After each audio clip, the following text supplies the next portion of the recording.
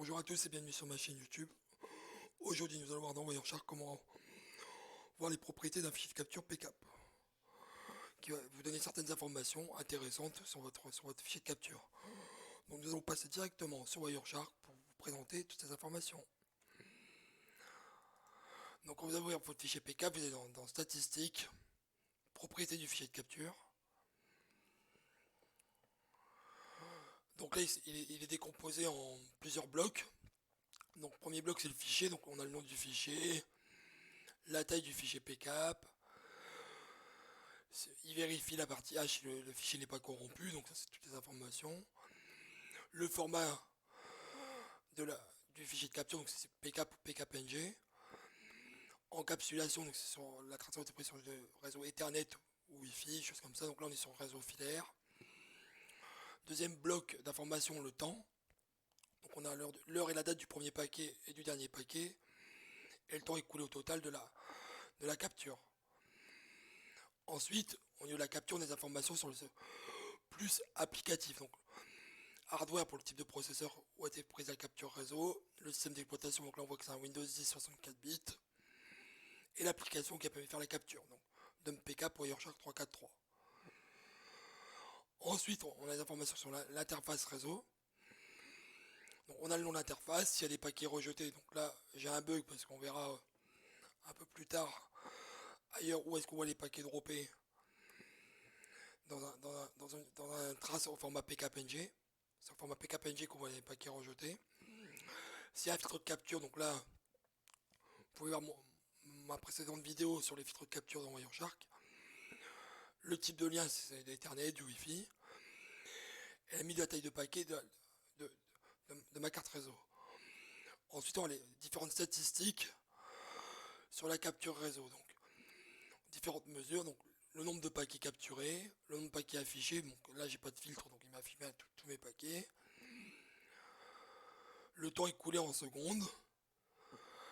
La moyenne de paquets par seconde, donc on a 372 paquets par seconde.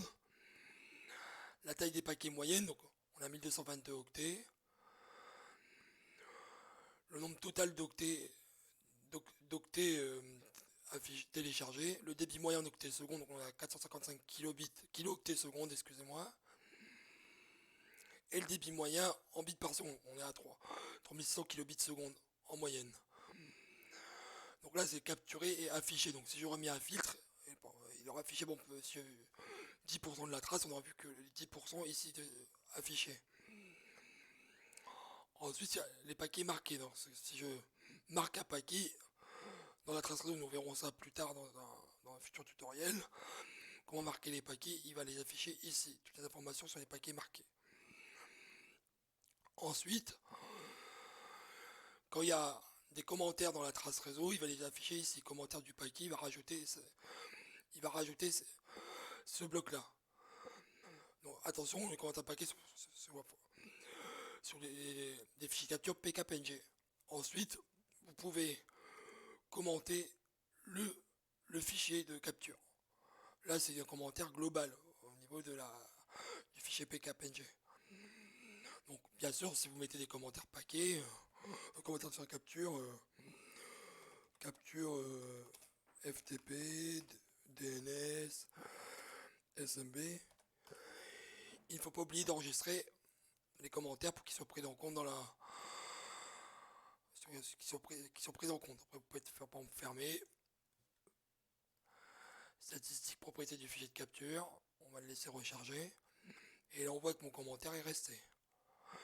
Et il apparaît un nouveau bloc de données. Un nouveau bloc s'est ajouté, section commentaires. Juste ici. Donc voilà. Comme je vous ai dit, on ne voit pas les paquets droppés, mais il y a marqué inconnu, mais en bas, à droite, en charge, ça m'a marqué paquet perdu. J'ai 83% de paquets perdus dans la trace réseau. Donc il y a eu des rejets de paquets, c'est que mon ordinateur n'a pas réussi à tout capturer, car il y a eu un souci au niveau du peut-être 100% de CPU, donc il a délaissé la capture et il a droppé des paquets. Donc voilà, c'est fini pour aujourd'hui. J'espère que ce petit tuto vous a plu sur la propriété du fichier de capture. N'hésitez pas à vous abonner et à commenter.